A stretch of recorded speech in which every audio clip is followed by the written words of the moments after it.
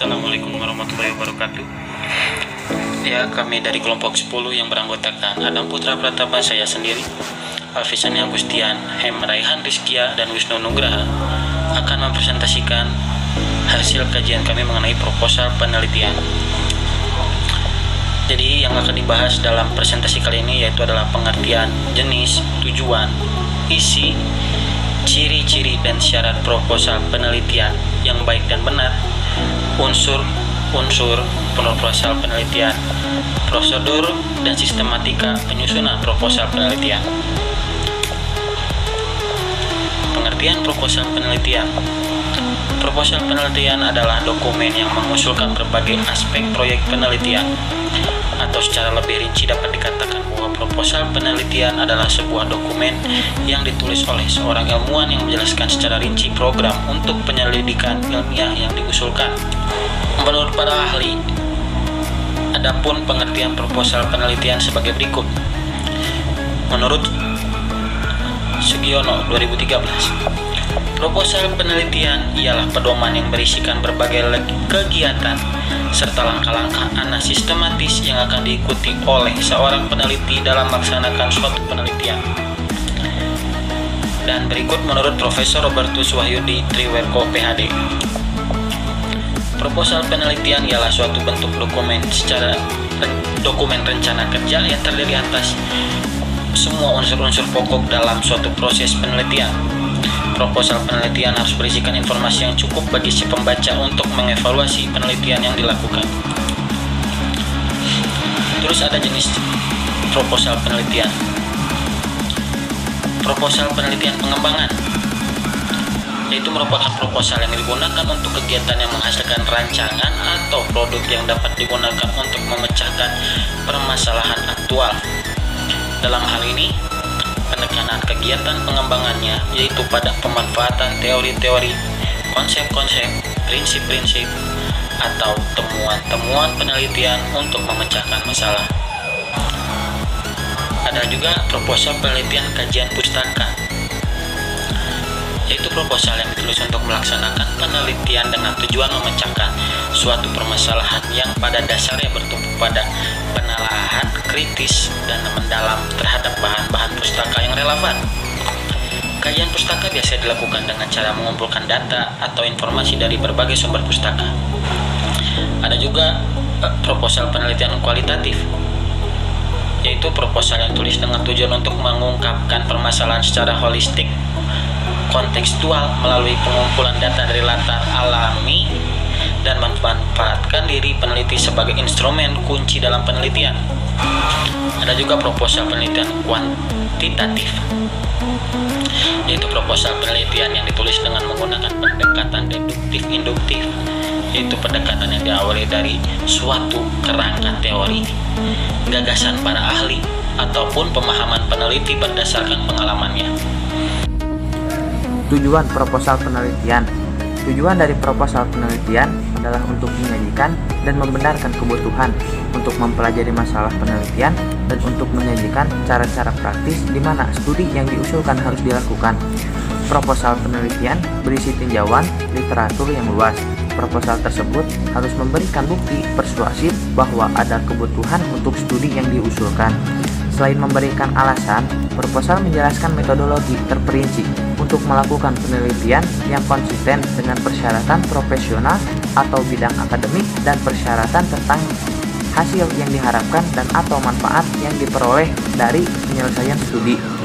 Secara lebih spesifik, dapat dikatakan bahwa tujuan proposal penelitian yang mendasar adalah menggarisbawahi bidang-bidang studi terperinci dan memastikan bahwa proposal penelitian yang diusulkan layak. Isi proposal penelitian. Proposal penelitian mengemukakan dua hal pokok, yaitu masalah yang akan diteliti dan metodologi penelitian. Masalah penelitian adalah sesuatu yang ingin diketahui atau dipecahkan diatasi oleh peneliti melalui prosedur ilmiah.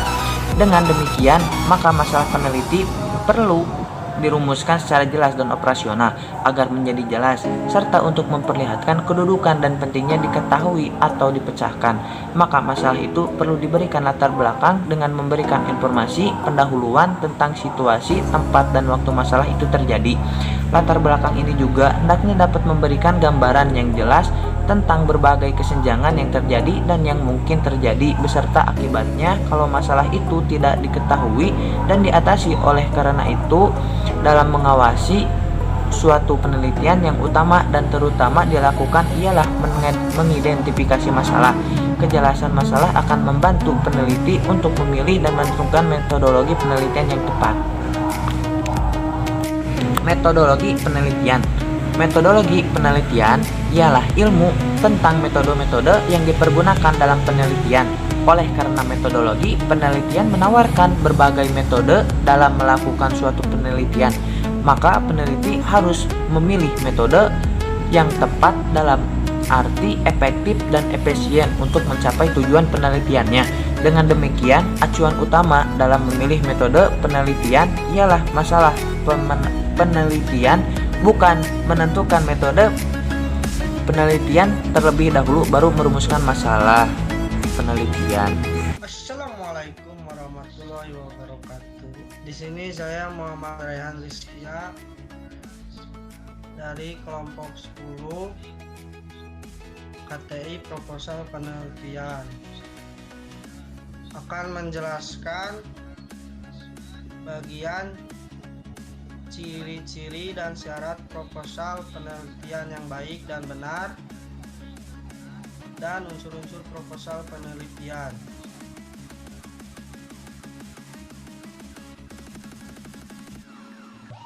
Ciri-ciri dan syarat proposal penelitian yang baik dan benar. Ciri-ciri proposal riset dan penelitian yang menurut metode atau kaidah ilmiah adalah sebagai berikut. 1. Bersifat kritis dan analitis. 2. Memuat konsep dan teori yang tepat. 3. Menggunakan istilah tepat. 4. Rasional, masuk akal. 5. Objektif. 6. Konsistensi dalam menguraikan, menjelaskan kalimat singkat, padat, dan jelas. 7. Koherensi, kurung buka, saling kait, mengaitkan. Syarat-syarat proposal penelitian yang baik dan benar. 1. Tujuan dan masalah yang jelas. 2. Teknik dan prosedur yang rinci. 3. Objektivitas penelitian akan sampel yang ingin digunakan. 4. Kekurangan dalam penelitian harus diungkapkan secara jujur dan terbuka. 5. Tingkat validitas dan kehandalan data cermat. 6. Kesimpulan yang terkait dengan penelitian yang dilakukan. 7. Objektivitas atau fenomena sesuai dengan kemampuan, pengalaman, dan motivasi peneliti. Unsur-unsur isi proposal dan keterkaitannya. Secara umum, isi proposal penelitian meliputi unsur-unsur sebagai berikut. Menurut pedoman penulisan tesis yang dikeluarkan oleh program Pasca Sarjana UGM 1997. 1. Judul. 2. Latar belakang dan perumusan permasalahan dan keaslian penelitian dan faedah yang diharapkan. 3. Tujuan dan lingkup penelitian. 4. Tinjauan pustaka. 5. Landasan teori. 6. Hipotesis. 7. Cara penelitian. 8. Jadwal penelitian. 9 daftar pusaka, dan 10 lampiran. Terkaitan antar unsur tersebut terlihat seperti pada gambar di bawah ini. Judul, latar belakang, dan rumusan permasalahan. Atau awal sebuah proposal dimulai dengan 1.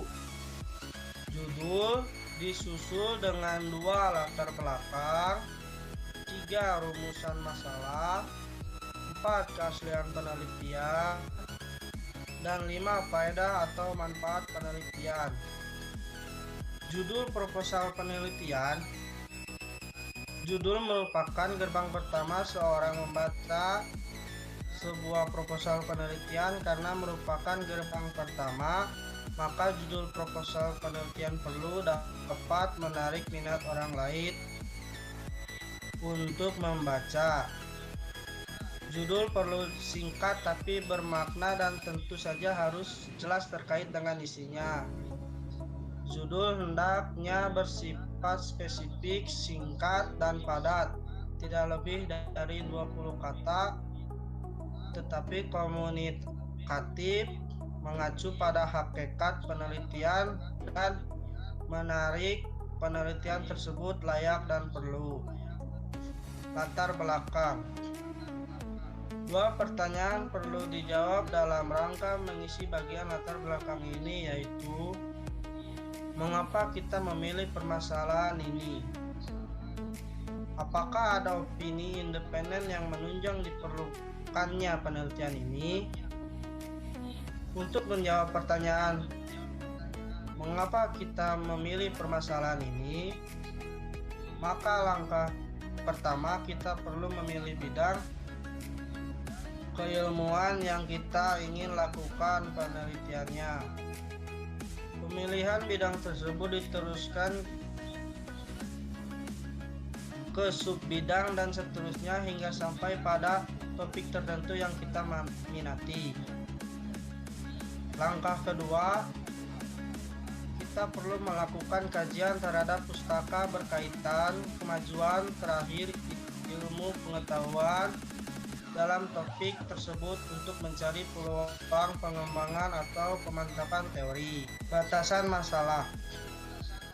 Masalah yang akan dicarai pemecahannya harus terbatas ruang lingkupnya agar pembahasan dapat lebih terperinci dan dapat dimungkinkan pengambilan keputusan definitif. Variabel-variabel yang terlibat dalam penelitian harus ditentukan. Manfaat penelitian. Manfaat penelitian merupakan perkiraan bila tujuan penelitian tercapai. Hal ini dapat diperkirakan melalui outcome atau dampaknya bagi masyarakat dan dunia iptek. Tinjauan pustaka. Tinjauan pustaka terdiri dari 3 subbab besar, yaitu A. Penelitian yang relevan atau penelitian terkait. B. Landasan teori. C. Kerangka pemikiran atau kerangka teori dan hipotesis untuk metode korelasi kausal komparatif eksperimen. Metode penelitian. Metode penelitian dapat pula diartikan sebagai prosedur, alat-alat, dan bahan yang digunakan dalam penelitian yang bersifat khas dan khusus untuk penelitian yang dirancang. Jadwal penelitian. Jadwal penelitian disusun berdasarkan aktivitas yang terkandung dalam metode penelitian. Aktivitas ini adalah aktivitas yang dilakukan bila proposal penelitian disetujui. Assalamualaikum warahmatullahi wabarakatuh. Perkenalkan, nama saya Wisnu Nugraha. Saya informatika angkatan 2020 dari kelas B, di mana saya sekarang akan membahas mengenai prosedur penyusunan proposal penelitian dan sistematika penyusunan proposal penelitian. Tapi sebelum ke hal pokok, ada hal-hal yang perlu diperhatikan terlebih dahulu. Yang pertama ada langkah pengembangan suatu proposal penelitian. Yang pertama ada tahap pra penyusunan, yang kedua ada tahap penyusunan, dan yang terakhir ada tahap evaluasi proposal. Dimana ini semua sangat penting dan perlu diperhatikan oleh teman-teman semua. Dimana tahap pra penyusunan itu kita harus benar-benar dan yakin akan mengambil topik atau judul yang akan kita gali. Dan selanjutnya ada tahap penyusunan. Setelah kita menentukan topik yang mau kita teliti, lalu selanjutnya kita susun menjadi sebuah proposal. Yang terakhir ada tahap evaluasi. Di tahap evaluasi ini adalah tahap penyempurnaan ya teman-teman. Jadi setelah semuanya beres, lalu tahap lainnya kita evaluasi kembali takut ada yang keliru ataupun ada yang salah. Yang selanjutnya ada hal-hal yang perlu disiapkan ya dalam pembuatan proposal. Yang pertama adalah membuat keputusan tentang masalah apa yang akan diteliti. Selanjutnya adalah seberapa banyak peneliti memiliki pengetahuan tentang hal-hal yang terkait dengan masalah yang dipilih. Dan yang selanjutnya adalah bila proposal itu disusun untuk diajukan kepada lembaga yang akan memberikan dana, apakah masalah yang terpilih itu dapat disetujui oleh lembaga yang bersangkutan. Dan ini sangat penting kita persiapkan ya, karena tidak terputus kalau kita membuat suatu proposal itu pasti akan diajukan kepada suatu instansi tertentu ataupun kepada, kalau misalnya tugas dari dosen ya kita pasti akan mengajukannya ke dosen ya. Selanjutnya ada hal-hal yang patut dipertanyakan ya. Jadi dalam pembuatan proposal penelitian itu ada banyak sekali pertanyaan-pertanyaan yang memang patut untuk dipertanyakan demi keberhasilan pembuatan proposal tersebut. Tapi dari sekian pertanyaan saya merangkum menjadi 3 pertanyaan. Yang pertama ada, apakah masalah tersebut diambil sesuai dengan minatnya? Jadi kita itu harus sesuai minat yang kita memang ketahui gitu, jangan asal ngarang gitu ya teman-teman. Yang pertanyaan kedua, apakah ia berada dalam batas kemampuan akademis? Dia harus sesuai dengan kemampuannya masih bersangkutan. Yang terakhir, apakah ia dapat memperoleh persetujuan dari lembaga yang berkepentingan? Ini sangat penting ya. Jadi sebelum kita membuat proposal tuh kita harus bisa mengambil hipotesis atau dugaan sementara apakah proposal kita itu bisa atau dapat diterima nantinya gitu ya teman-teman. Terus kita masuk ke pokok pertama, itu langkah-langkah menyusun proposal. Di sini ada 17 poin ya teman-teman, cukup banyak. Yang pertama, memikirkan tentang apa yang akan diteliti. Ini sangat penting. Jadi sebelum apa-apa kita harus pikirkan dulu apa yang akan kita teliti ya. Itu sangat jelas ya tentunya. Yang kedua ada mencari ide yang relevan. Jadi kita harus mencari ide-ide atau referensi-referensi dari luar ya.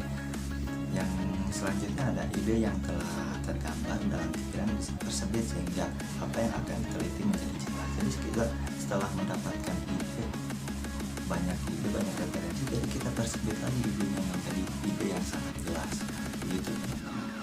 Yang selanjutnya ada membuat rumusan masalah. Ini sangat pasti ya, setiap pembuatan baik itu proposal atau makalah pasti akan ada yang namanya rumusan masalah.